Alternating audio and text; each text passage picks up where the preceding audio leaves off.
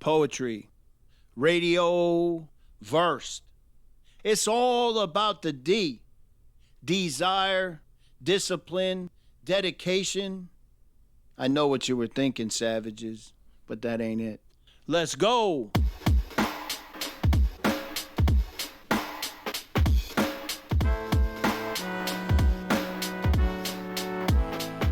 I am James Hamilton, and this is Verse.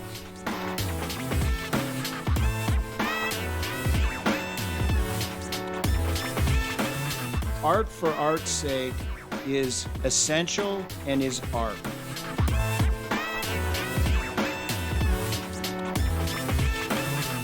I'm trying to give a little bit more importance to the words that we say.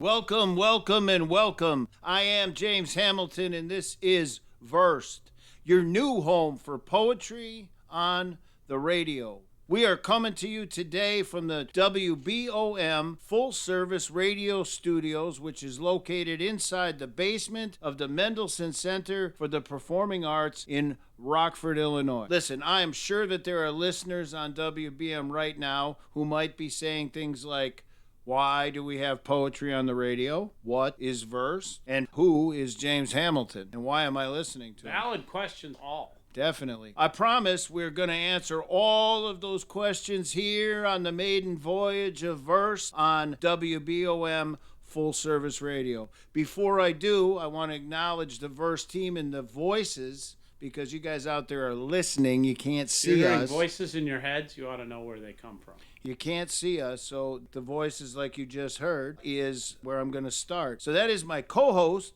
confident, friend, wingman, and certified cultural reference, Paul Savvy Magoo Goddard. I got a whole bunch of promotions right there in that sense, and I'll take them all. Excellent, excellent. And then, and I hope I get this right, we have Rachel, the engineer, and I'm going to say the because, again, I know we're on the radio. Listeners cannot see. The is spelled with two E's. It says so right on my cheat sheet in front of me. So As it is in Megan the Stallion, and she regrets Tyler, the creator, has already taken that title, but the same idea. I love Chromacopia. I'm just going to throw that out there. Here we are. We're on the radio, and I just wanted to throw that out there in case, because none of us have really done this before. For all of you WBOM Full Service Radio listeners out there, none of us has done this before. So we're going to try to paint a picture for you, and we're going to try to do that with words because we are poets. And we're going to try to do that. It takes a little getting used to because we don't have the ability of television or video to show you things. So things like the fact that Rachel, the engineer, has two E's, I may need to stress those E's when I speak. So the questions I had there first to say, why do we have poetry on the radio? What is verse? And who is James Hamilton? We're going to take poetry first, okay? I'm going to talk about the art form a little bit. I feel like everyone is familiar with poetry in some form and has an opinion about it. I've heard comments, soup to nuts. Poetry is boring. I used to read poetry when I was in school. I didn't like it. The art of poetry has graduated from William Shakespeare all the way up to where we sit today. And I know we will get to Rockford here in a little bit, but I want to talk about poetry as an art and where we're at as far as poetry goes in general. I'm a poet. I've been working in the Midwest scene for the better part of the past 5 years or so. I like to say I've been abusing the English language professionally for 5 years, and I've seen an awful lot of poetry. Traveling around, I had this idea that I wanted some forum to be able to express what's happening with the art that I love in the community. We had a member of the WBOM board come and say, hey, if you guys could put together a radio show, we'd probably broadcast it. So we did that. We came up with a proposal, and we had 3 goals. The first was to grow poetry and spoken word performance art in the Midwest regional area. The second was to provide a marketing launch pad for professional poets to establish themselves in the Midwest regional marketplace.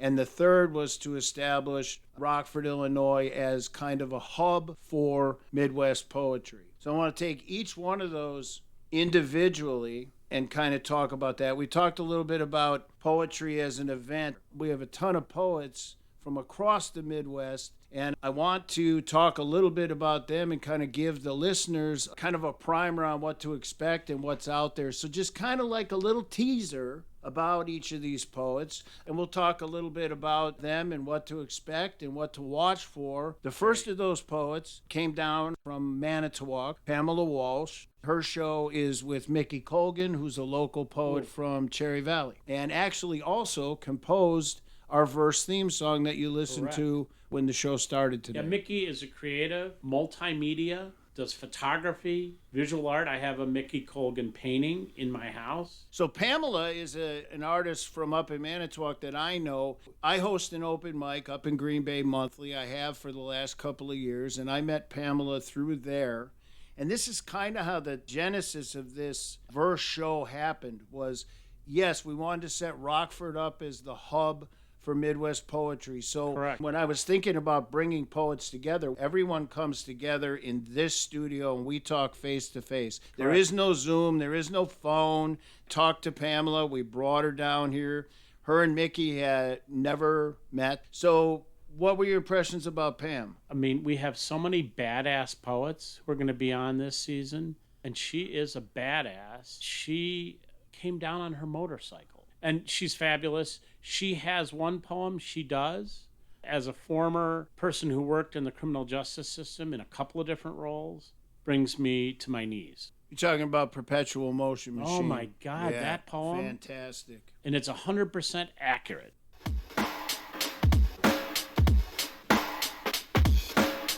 Perpetual Motion Machine.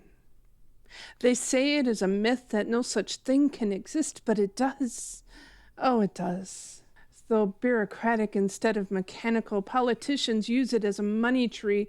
Incarceration, probation, manipulation, re-incarceration. Perpetual motion through manipulation. All inmates the same, regardless of individuality, regardless of convoluted deception and accusation, made to fit narrative and coercive ambition. But what of the falsely accused? Wrong place, wrong time, wrong response, but no crime. Misunderstandings and angry ramblings turned power plays and political relays.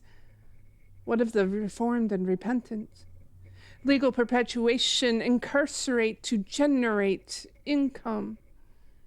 While men are more free behind bars than in mental bondage of probation, required by courts to live a lie without a choice, but to participate in mental pollution from others' minds, meant to reform, but only reform, bad to worse, made to pay the same price over and over and over. Insidious walls and bars require brokenness and will exact their price no matter the cost. Enter hope. She is an oleander mistress, fed by a rainfall of bitter tears, her allure irresistible to unbroken pieces. She presents paradox choice. Break here, or here, or here. To pay for hope given at open doors, stolen from a system that uses men as currency, crumpled and stained, contained in their pockets, repeatedly spent and constrained by a bureaucratic machine that uses the accused to feed the perpetual motion. Men in, men out. Men in, men out. Thrown back in and broken more. Taped together, charged for the cost to pick up the pieces and assemble, but never repaired or prepared for life outside of their control. Unconstitutional rules obscure disclosure and success, penalized for lack of motion and lemming mindless shuffle down their halls, full of pitfalls broken minds barely perceive. No reprieve, except when hope mixes her oleander elixir, and shows the light they long to see. Men believe her rainbow illusions of living a life truly free of prison bars and probationary bondage and endless tether and chaotic control by power addicts' greed.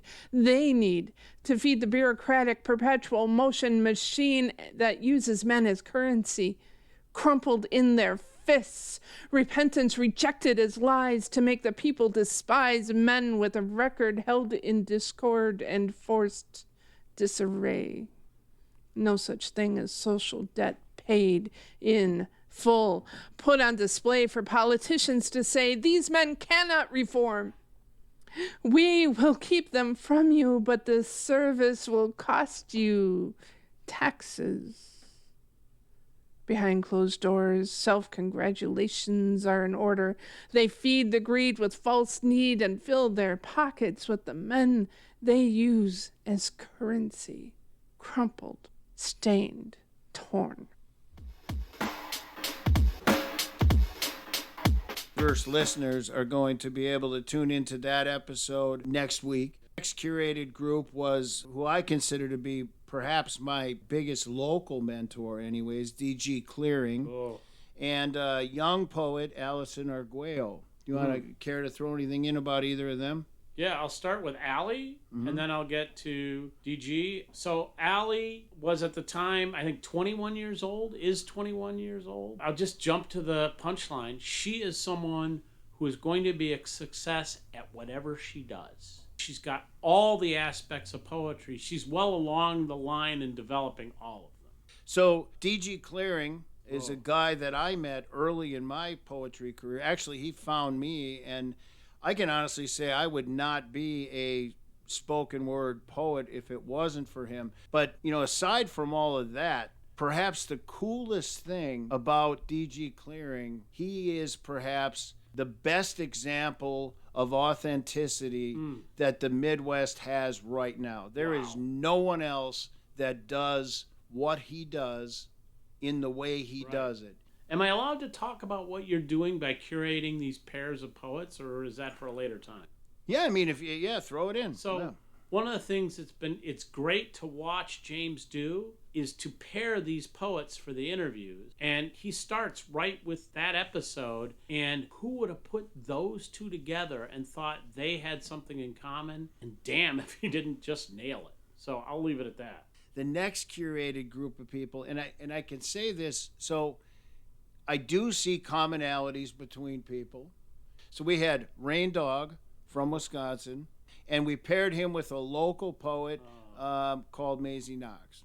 Her talent still makes my head spin. I think I should leave it at that, but to say my current favorite poem of all time. Does it make you mad?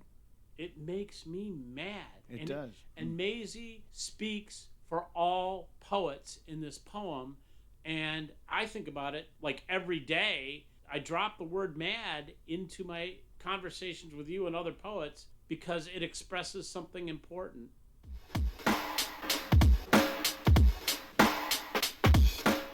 Mad. Mad because I didn't write down the line I thought of in the middle of the night when I got up to use the bathroom. Mad because I didn't jump out of the shower to write it down with soaking wet hands. Mad because I didn't stop my car in the middle of the fast lane when I finally got a hold of it again. The fact that I hate the word block when used in a room full of writers. The fact that these pages won't bleed the words for me. The fact that I have to think of all of this shit myself. And it has to make sense too. I have to experience life in order to write something worth a fuck. Sorry I can't hang the moon in the night sky tonight. I have to savor every thought that enters my mind. Because I am mad I didn't act as soon as it barged in. I am mad I froze like the bank teller being screamed at for the vault's pin. I am mad that I can't categorize it as a break-in. I am mad that I didn't see it as a missing limb. I said, I am mad because I didn't act accordingly when it barged in. I let it run rampant, and my filing cabinet wasn't open enough to grab it. Every pen ran out of ink. Excuses used to propel me, to stare at this page a little longer, hoping and begging it will write itself. If I walked away and came back, the words would be there, edited and ready for my signature. But no, that's not how this works. Writing is a blessing and a curse. Even among the hundreds of lost poems I have, rummaging through them would only make a mess. My brain now could eat my old brain for breakfast. They simply have no use for me anymore. Those poems are fists in a nasty knife fight. I am face down, heaving over the butcher's block, wishing my skin was a notepad and my fingers bled black ink.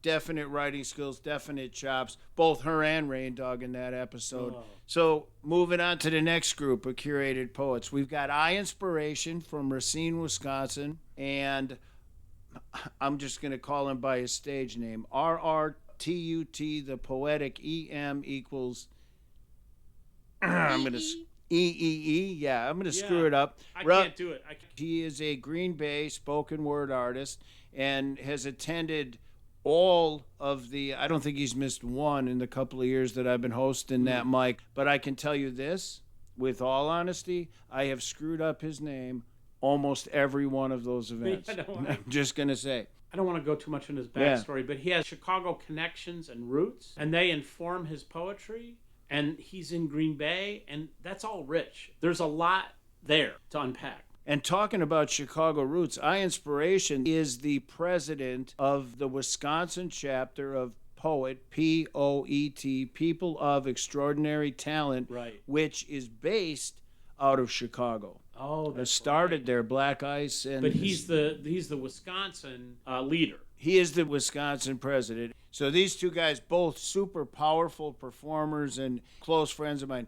Generally, when I was curating these groups, a lot of the poets had not met before, and that was part of it. I would see somebody in Green Bay or see somebody in Rock Island and go, man, they should meet so-and-so. Right. But in all honesty, these two guys knew each other fairly well when I brought them down here and put them on the show. So let's talk about the next show then. We've got Aubrey Barnes, or Mr. Aubs from Rock Island. Yeah. And we've got King Musa from right here in Rockford, Illinois. Oh. I can tell you, I could talk to those guys for days. But I don't even know how to describe that. We talked about everything from social justice to creative process to, activism. The conversation that the three of us had that day, I can remember cultural reference Paul Savvy Magoo sitting over there, and at the end of the recording, I said, you didn't say that much in this episode. And he said, I was in the master class. I remember you saying that. So that is an episode viewers should tune into, Aubrey Barnes and King Musa. Those are top-level pros. After that, we did one with Sarah Rodriguez and Melissa Hicks. Okay, so same thing. I mean, in terms of top-level pros. Yeah, totally different, but top-level pros, and so much female energy in the room. It was like lionesses. Right. I was going to say, what was the movie, the Kevin Costner movie with indigenous people? The one female character was known as Stands with Fist. That could have been each of them. They each stand with fist. We've still got a few left. I want to talk about Tom Cannon, who came down from Oshkosh. He may or may not still be the Oshkosh Poet Laureate. You have to listen to the episode to get the gist of all of that. He was on with I'm going to say local, even though he's not from Rockford. He's from Rochelle, the Professor Luke Welch. Yeah, I hate to do comparison, but so many times Luke Welch is my go-to local poet. That's actually for the community, too. Not just Rochelle, but Rockford community has turned to Luke as local shining star. And he lives up to it every time. And then I just have to say about Thomas Cannon, the thing I love, well, first of all, I love his style. I'm a narrative poet, and he is a phenomenal narrative poet, and I need to go back and read his work to pull from it. But what I loved is he came down here, and by the time he and his wife left, he had a full appreciation for what's great about Rockford.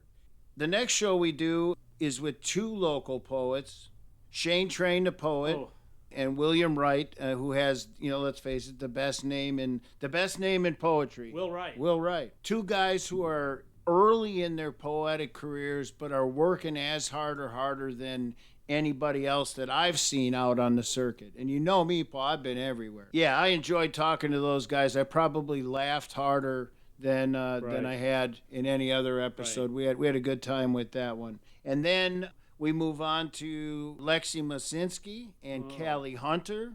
So Lexi is from the west suburbs of St. Charles, Chicago area. Callie Hunter, again, right here in Rockford, Illinois.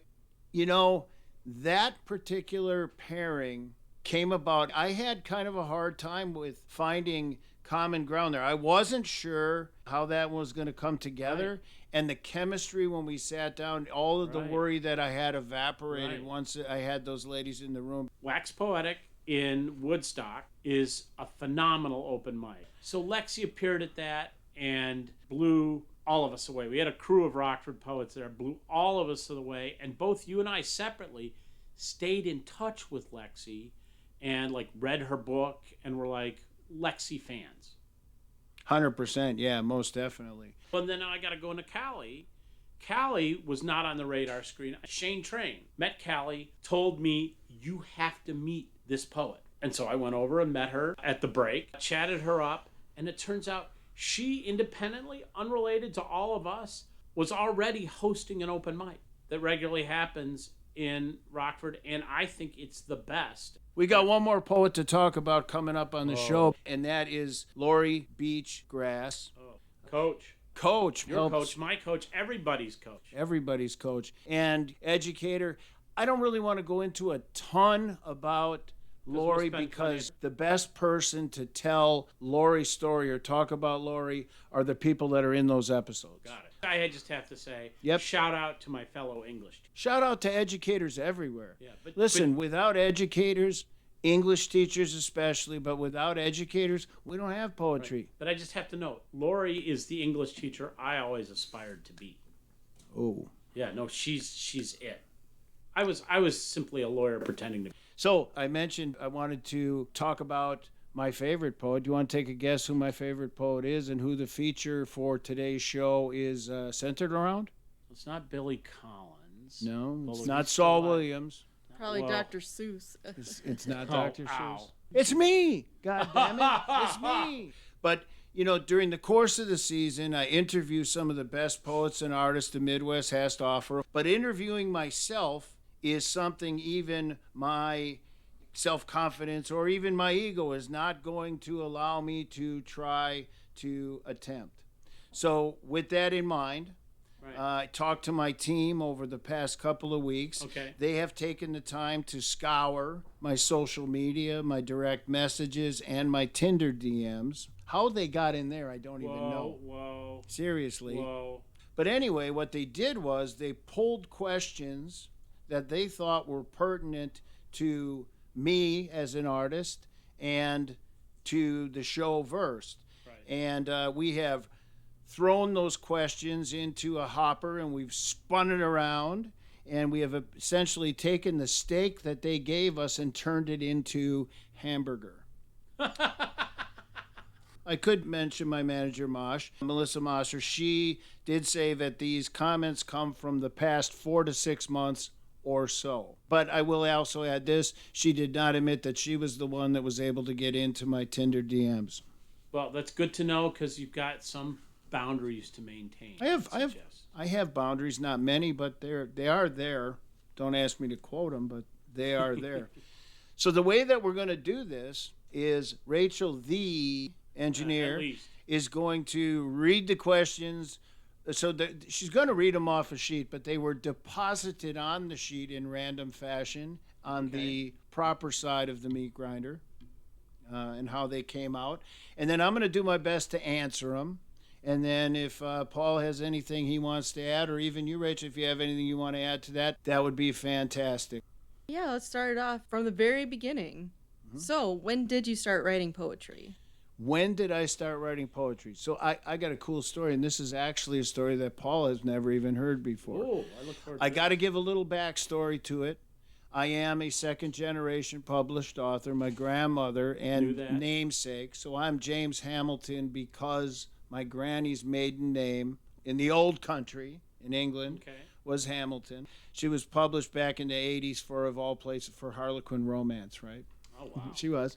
Well, now you know where I get it from. Yeah. You're a true romantic. Okay, anyway. So the first time that I started writing poetry, she actually transcribed it for me. And I was 3 years old. And I could tell you it was on 60th and Capitol in Milwaukee. And I walked outside and I said, the sky is beautiful. I can see the clouds, and above it all, I can see space. And she wrote that down. She gave it to me about 4 years ago and wrote, because she calls me Jimmy, not James. She wrote, Jimmy, 3 years old, 1974. Wow. So technically, because I am like a spoken word artist, I would say that I started writing poetry at 3. I started writing professionally in 2020. So I say I've been abusing the English language for 5 years professionally. Do I get to toss in there my origin story? I mean, go ahead. I just remember my involvement, my engagement in poetry. My best friend in high school, Dan Sayre. Dan and I found the poem Howl. We read it out loud, like start to finish, on the swim team bus. And that was like the most thrilling moment of my high school career, doing that poem publicly. Nice. Do you have another question for me? Yeah, next. What was your first poetry performance? When was it? Where was it? I would divide it into 2 categories. So when I published my first by a traditional publishing deal in 2020, and I would go out to promote that book, and I would do what I would consider were poetry readings. Okay? So I would stand at a podium with my book, and I would read different things from that book. So my first performance happened 2 or 3 years later. So 2022 was the first time that I actually performed a piece. It was actually at Linneman's River West. Ooh. D.G. Clearing had actually taken me down there. He saw me do a reading and saw something in me that I didn't even know existed. Wow. Said, will you come down to Linneman's with me? So in Milwaukee, Linneman's River West, it's like the church for poetry in Milwaukee. If you're headlining there, you have made it in Milwaukee poetry, no question. So he says, we're going to go down there and do the open mic, which had been running, I think, since 1988. It's ran consecutively since then. So we go down there, and in the car, he asked me, what do you want to do with your art? And I said, I'm kind of an introvert. I want to write books, and I want to stay home, and I want people to buy them. And it's honestly what I wanted to do. And he's like, yeah, it's not going to happen. Yeah, no, DG sees through bullshit. I can tell you that. Like we mentioned before, he is energetic and demonstrative, and I guess I picked some of that up because we went down to Linneman's that night. I read 2 pieces, and before I left, they asked me to come back and be a feature. Like my first real poetry performance that wasn't a reading, I scored a feature at the most prestigious venue in the city of Milwaukee. And I've now been fortunate enough, by the way, to see that happen with you multiple times in Peoria, in Los Angeles. So since that time, I have done 2 features there, and I just booked my 3rd feature in 2026 at Linneman's. Beautiful. Yeah. We got another question? Yeah, so what inspires you to write? So I guess it would have to be a twofold answer for me. What inspired me to write initially? I have been extremely forward about my history with drug abuse and recovery from such. 35 or 40 years of my life I spent in active addiction, most of that as an intravenous drug user. So initially, when I started to write, it was to help process my recovery. And, some of it was journaling, some of it was just to process the emotions and things like that from coming out of that hell. Then I hit a short point where I was writing because I felt like I needed people to understand that even somebody like me that had gone through what I went through in my life, I published my first book at 50 years old. That even somebody that late in life could start again, regardless of what they had in their past, and try to be that example to that next person who said, you don't have to give up. There's more out there for you. Right. So I wrote for that for a while. Now I write for me. I say what I want to say, when I want to say it, and I think it still comes from a place of catharsis for me because I feel better after I write every time.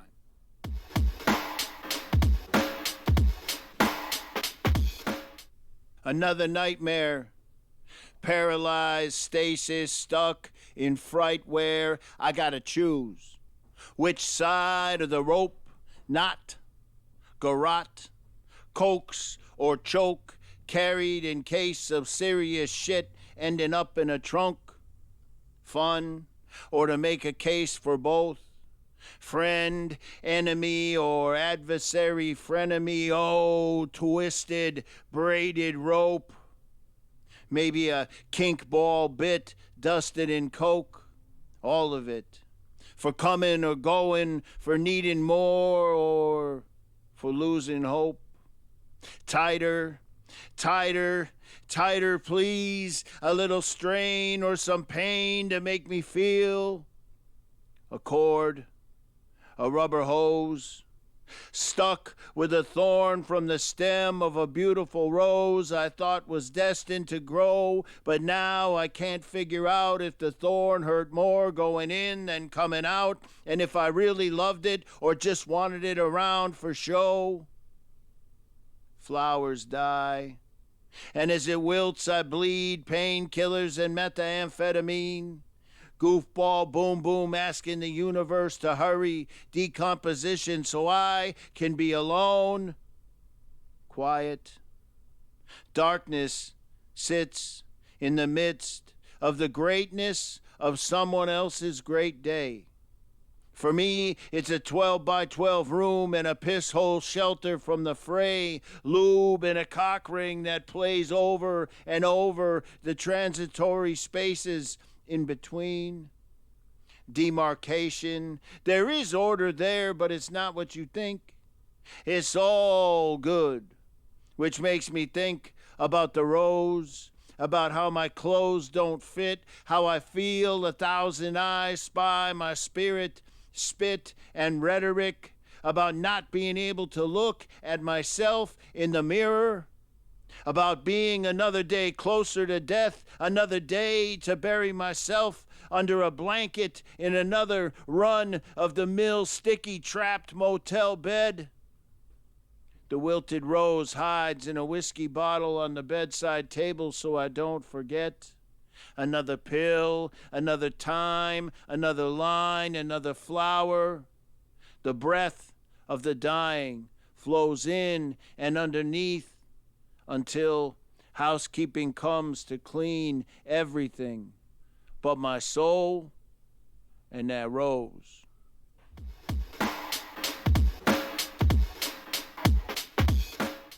What do you think is the difference between performance poetry, spoken word, and beat poetry? Ooh. Wow. Ooh. Wow. So that's definitely something that we cover with a lot of the guests. I'll give you a really short, abridged take on it. I believe performance poetry is the next generation of spoken word. When I think of spoken word, I think Def Poetry Jam and the art form that was created in Chicago in the late 80s, early 90s. Right. I believe performance poetry had its genesis with Saul Williams in the early 2000s and has graduated with great help from people at the New Eurekan Poets Cafe in New York.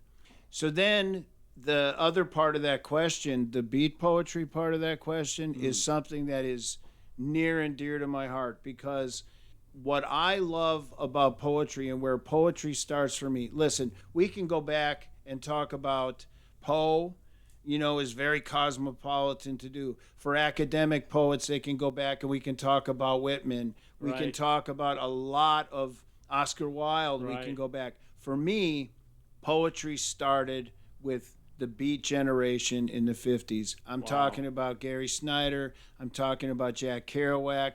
I'm talking about who we previously referred to, the writer of Howl, Allen Ginsberg. Correct. I consider a little bit about what I do beat poetry. I've been called a modern beat poet. I've been compared to all of those guys that I just mentioned. Right. The thing to me that defines, and what defined the beat generation back then was they were beat down. The government was pounding them down. We were beat down. We were tired of being hammered by the man, they would say, things like that. And I think that there's a lot of similarities to what's happening with the political climate in the United States today. The other thing that they did, they were vagabonds. My last book was called Impressions of a Bougie Homeless Guy, because I am that guy. I live that vagabond life. I go couch to couch, house to house, and much in the spirit of the way that those beat guys went around and did what they did. Bus stop bench, Greyhound waiting. Reload random leveled megahertz of woosah tranquility into frequency tubes and fire them out in equalized bites of trite binaural beat vibration. Projectile energy beats a 9mm every time. Somebody calm my ass down. Waiting on a bus headed out of this town, on a bench dialed to wait, kicking cosmopolitan cans to pass the time because I can. Fucking trash. Fascists in helms float angry energy, ripple waves of hate atrociously invisible, weapons of mass destruction, homing beamed IADs, humans destroyed individually by themselves. I am connected to the Wi-Fi right now, so I might be next. Days like these, I just drip, drip, drip. Celsius screams running 33 RPM, wax at 45 RPM speed, while I wonder if the wheels on the buses that run even spin anymore. Round and round robotic rotation. Are revolutions what wheels need, or is it just revolution? Convolution, smoke to choke, lie in water eyes, city noise, bustle amplified to confuse. Speed bump, roundabout. Illusions illustrated in Etch-a-Sketch 2D detail until creative hits strategic and a pothole erases random segments of history. Living blueprints fathomed out in the shade of retrograde, skimming on air, floating above marginalized club cars where Boxcar Willie has become an aspiration. Skulking psycho toting capitalist cargo, aka the shit we want but none of us need. When did elevation become a crime? Restrain, arrest, detain, incarcerate progress. Intellectual evolution does not require revolution. Just need to keep thinking forward. Land is big and sometimes small. Greyhounds in time connect it all. Collective recollection is accounted for by the poets, freaks, artists, and in our dreams. By oil pressure and diesel smoke, by electric purple dragged out queens singing the songs of kings, effortless, punk screams and folk singers reminiscing on about mistakes, walking the line, prison time, drugs, the future, and the unknown alchemy of turning rust to gold. Reload. I abide, but sometimes I cry a little when I leave situations worse than the way I found them. But I don't think that applies to everyone. And sometimes I just cry.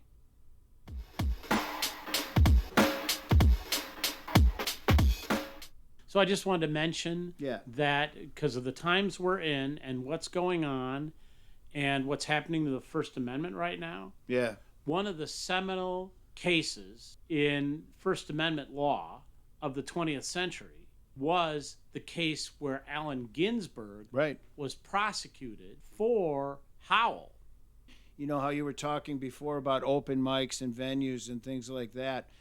Those third spaces today, how important the open mics are, Correct. because when you talk about First Amendment and free speech, Right. we have to have, as artists, sure, we could write stuff down and we could put it into a book Right. and whatever.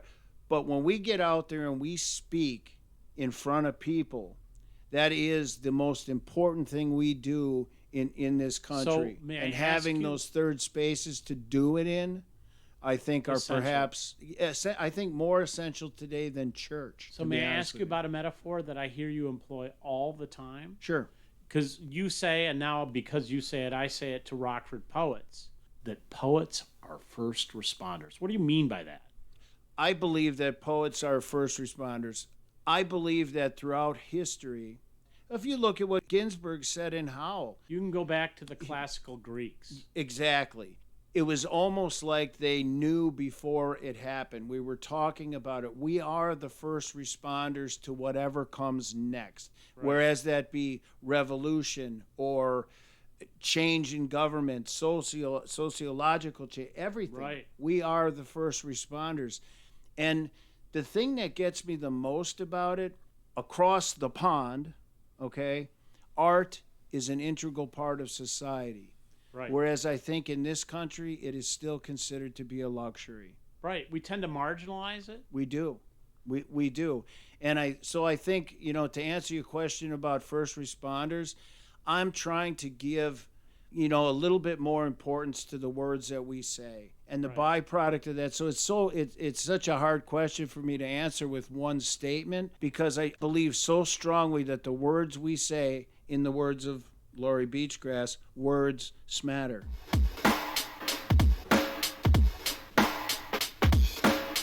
When I shut my eyes, I see shades of emerald green, non-sequential dead president flash against lids lapped tight. I am conditioned to imagine living high in a neighborhood with grandiose streets paved in gold. City light diamonds, garnet signs to illuminate onyx nights until morning Stockholm syndrome sets in 6 or 7 hours past standard time zone 0 time. And the sunrise shines patina polished capitalist tin. Casual Tuesday morning macerates ego and cortisol into comforting blue box blues with Savvy Magoo. Chilling in the midst of 71 howling riffs. Average Americans killing time, breathing, drinking tea and bubble water instead of smoking and swilling wine.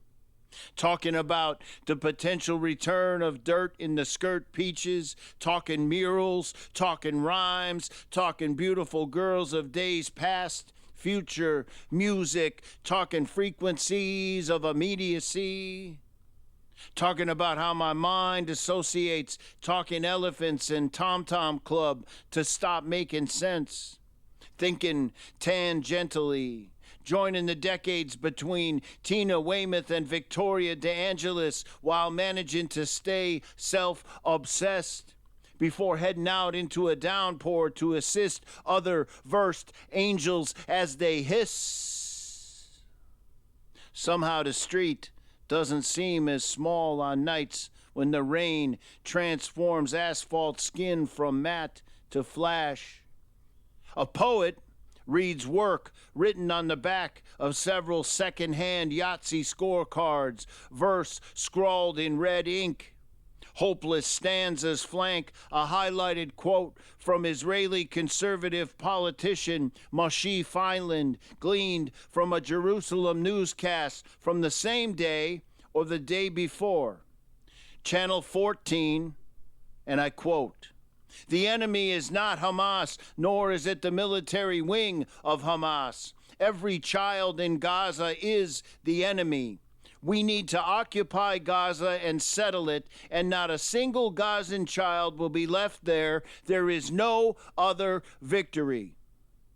The poet weeps as she reads the script somewhere other than with me.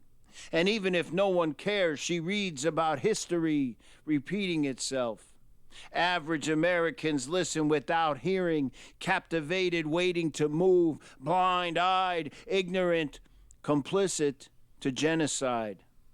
Palestinian, American Indian, same larceny, same sin. Nothing is new. Gotta scratch the surface on this. Do people say your art reminds them of anyone, like in a historical sense? It's changed. When I wrote my first book, people would say it was a lot like Jack Kerouac. I love to think that I write like that, stream of consciousness with very little editing. So we had a Mike Calliope's Musings, and somebody came up, actually they got on stage after I performed, and they said, "Wow, I got to follow Allen Ginsberg," is what he said after he got up on stage behind me. Did you enjoy that? I did. I'm going to say I peed a little bit. I got so excited. I'm not even going to lie. Yeah, that was cool. But the poet I get compared to the most, I would say today, is Saul Williams. And I think the reason is not just the style that I read in, but Saul changed things. There's a line of demarcation where you had Def Poetry Jam and the spoken word movement that was coming out of Chicago. And Saul has been real public about saying, I was tired of that. Right. I didn't sound like those poets. Right. I didn't say the things, the topics I talked about. You know, he would come in and he brought social issues back into it. And he brought it back in a very hard-edged, percussive style. So I probably get compared to him more than anyone else. So you're obviously an iconic, and you don't accept the existing convention. You're changing things, and you're not just about marginal change. And I would take it one step further, because the next logical question to ask after that is, why am I that way, right? So you're an English teacher, so tell you autodidact, right? Self-taught. Yep. Right? I'm just making sure I get the word right because my word hippo's out in the hall. I believe that being an autodidact, and I mean, I had brief knowledge of poetry and stuff. I don't try to defy convention. I do defy convention because I'm in touch with who I am as an artist. It's just who I am. I am always trying to push that envelope and go somewhere, but it's somewhere I haven't been, and it's somewhere that I want to go. I'm going to perform something because I write for me and I perform for me. And if I feel good when I get off stage, I've accomplished my mission. If someone else likes it, I'm really happy for that. If they don't, there's a lot of other poets out there. Just move on, man. I also have to touch on your creative process because we're right teetering on it. Your own process is mirroring your approach to the art form that you're talking about. Because I don't want to give too much away, your current state is to let your poetry go where it will. Yeah, so definitely. And I liken that to Jack Kerouac. Listeners may or may not know, when he did On the Road, you know, we're talking mid-50s now, so he's writing on a typewriter. And Jack carried a roll of paper with him that he would run through the typewriter so that he didn't have to have sheet breaks. He could just continue to type, and it would continue to feed the paper through so that he didn't have to stop. That's a thing. It was a thing. That's how he wrote On the Road. He turned it in on a scroll. What I do is I record observations, things that I see, people I know, things that are interesting to me, and I let them go where they may. So in other words, if I'm writing a poem right now, I may not even know what that poem is about. I don't go in saying I'm going to write a poem about soda pop or whatever the thing is. I just write. And then I do very little bit of editing, and what comes out, comes out. And I have been shocked at how well that has lent itself to my creative process and the art that's coming out of it. I've been shocked because I'll read it for somebody and they'll be like, wow, that meant so much to me because, and in my brain I'm going, I had no idea I was even writing about that. I swear. City Rabbit, reciprocity labeled in Scavenger Alley, below the street. Resolved to belief in the underground wisdom of next. Next, cottontail-inspired ideology, tempered to resist direction, navigation, destination, GPS. Next, panhandler walking to a slot shaking a cup, sideways strut, superstitious line walking, cement stalking, smoking the steam off the cracks as soon as they hit some shade. Next, disenfranchised flesh bag to try and understand meditation, to get away, to stay sane or starve, social segregation, deviation from quote unquote normal relegation. Next cycle, sun to moon, pressed into vinyl prospects of infinitely better days, musical fruit. Mancuso contends dancers are the performers of the night, rehearsed and ready before the track list hits the cue. And the DJ plays, performers spin ecstatic. Gray, piss-stained, soiled grout-lined bars on the floor and up the wall flank the headliners on stage. A bathroom stall interpretation. An album called There Is No America Anymore runs somber tracks 1 through 4, melodies and stories of totalitarian toleration, waxed poetics. Digital scratch song compilation details a republic's disintegration. Demon spirits smile and hide behind spirits. Shame on you, alderman, constable, mayor, DA, cop, judge, representative, congressperson, justice, commander-in-chief, supreme decider of the intergalactic satellite star freighter, facilitator of extraterrestrial border patrol, population control, and interspatial fuckery. The boss, president of 50 fractured chunks of North American baseball, ice cream, and apple pie crust, but not the king of fucking anything. City rabbits suffer. City rabbits endure.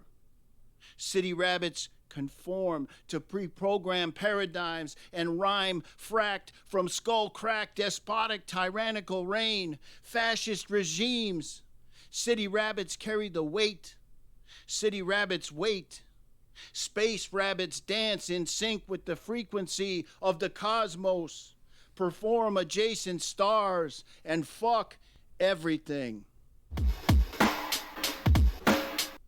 That's a challenge for me, and I've been accused of always tying my poems up in a nice, neat little bow at the end. And she's not wrong. But they're not her poems either, so... But I was contriving to end them, land the ending. I am learning to let my verse go where it will, but that's a process. I'll tell you the hardest thing about that process for me, creativity for me comes in bursts, okay? I get it, and then I don't. And when I don't have it, I think like most artists, I start to wonder, will it ever come back?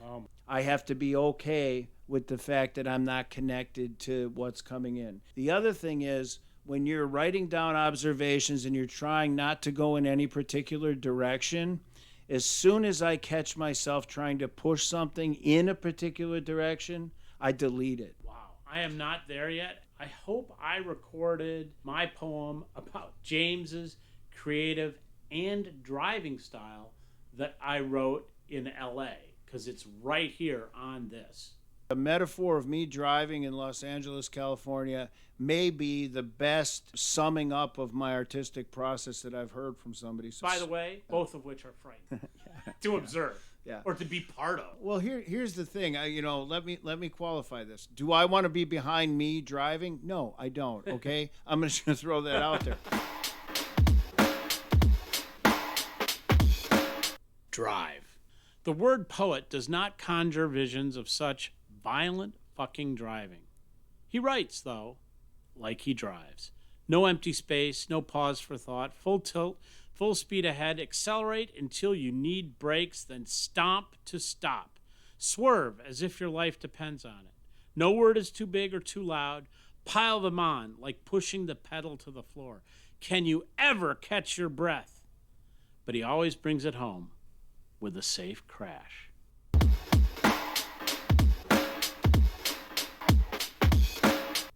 So, how much time do you typically spend on editing your pieces? As little as possible. Short, sweet, to the point. Well, so I subscribe to the Kerouac philosophy. He wanted to write and write and write stream of consciousness. I think Virginia Woolf was the same way. And edit very little. Wanted to maintain the essence. That said, if I had to put like a percentage on it, I spend 90% of my time on a piece creating it, 10% editing it, maybe less. Most of that is the same thing like, Rachel, when you're editing an episode of Versed and you're going in there and I'm saying, and you're cutting that stuff out so that I sound so much better than I actually really do. Yeah. Yeah. That is pretty much what I'm taking out of a piece. So I may write from stream of consciousness. I'm in there looking for those joining words that don't belong, and I'm removing those, but I'm trying to keep the essence of the piece. The other thing I'll say is, There's an for you to take out. Most of the artists that I talk to on a regular basis do not care for editing at all. Oh, yeah, we don't enjoy it. Yeah, for sure. And you know me well enough. Miles Davis is a big influence. He'd go play live and people would be like, hey, Miles, play that song. And Miles is like, that's old shit. I'm on to the next thing. When I'm done with something like Miles, I'm done. When I write a poem today and I'm finished with that poem and I'm happy with it, I'm finished with it. I have nothing that I drag out like that. And part of the reason is, why would you continue on something if it makes you unhappy? I write for myself and it makes me happy. And when I finish a piece and I get that energy surge and I go, wow, I love that. Why would I do anything that made me feel bad? Why would I, for 3 years, sometimes 3-4 years, people have worked on a piece. Why would I do that if it made me feel bad? I have an answer for that, but I'm not going to belabor it now. But right. Because happy isn't the only measure, there's meaningful. Well, I agree. I agree with that. The difference is creatively when we're writing poetry for ourselves, meaningful is all internal. Once we release it, the interpretation we can't control, and that's up to anybody else. So if I write a piece and I go, I'm happy with it, it's meaningful to me, that's all that matters. They're mine. We still haven't gone where I thought you were going to go when you brought up Miles Davis. Mm-hmm. Because this touches on your current creative process. I thought you were going to go to Miles's position because you allow your poems to go where they will. His position on mistakes. I mean, Miles famously said there's no such thing as a wrong note. There's no such thing as a mistake. It's what you do next. I edit very little, but sometimes, it just doesn't fit. What I'm learning, and it does follow Miles' thing, is what comes next. So maybe stopping at that word wasn't the way. That may be viewed as a mistake. But then adding the next word on a slant rhyme or something like that might make it perfect. The other thing I'll add is, I can't believe that I've gotten an hour and a half into recording without mentioning Rick Rubin's book. Yeah, no, that's... But I did. So there's a line in there that he says, a project may not be done when it has 5 mistakes, but it may be done when it has 8. We're imperfect beings. Sometimes there is nothing wrong. I do agree with that. But what happens next informs that, I guess, would be my best answer.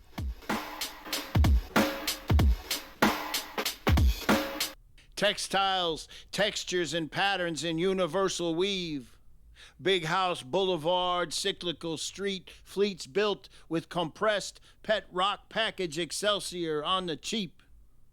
Minutes, months, and years of slaving just to have the havings of excess lead to leaving a trail of shavings, vestiges of breadcrumbs disintegrating in a sea of shameful waste not, want not, gluttony. Rats metastasized on a ship, sinking, ocean drinking, rat shit hole phallic swallowed whole.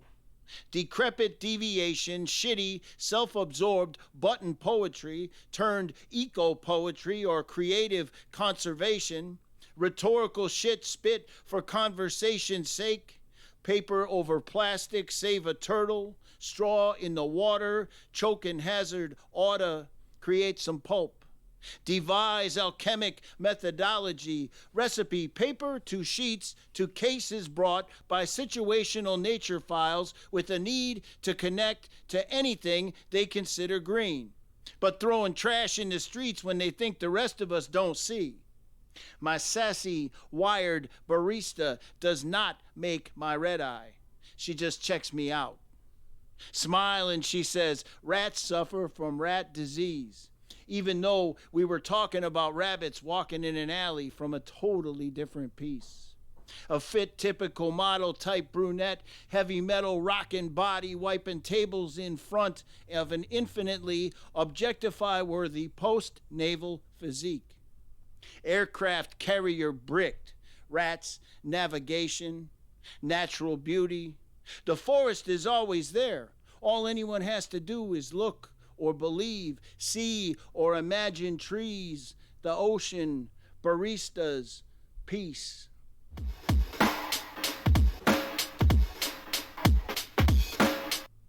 That's all the time we have for this week on Versed. It has been my pleasure to answer questions from listeners and fans from out on the interwebs and wherever else they grabbed all of that information from. Next week on Versed, we are going to have a regular show featuring Pamela Walsh and Mickey Colgan. Tune in then.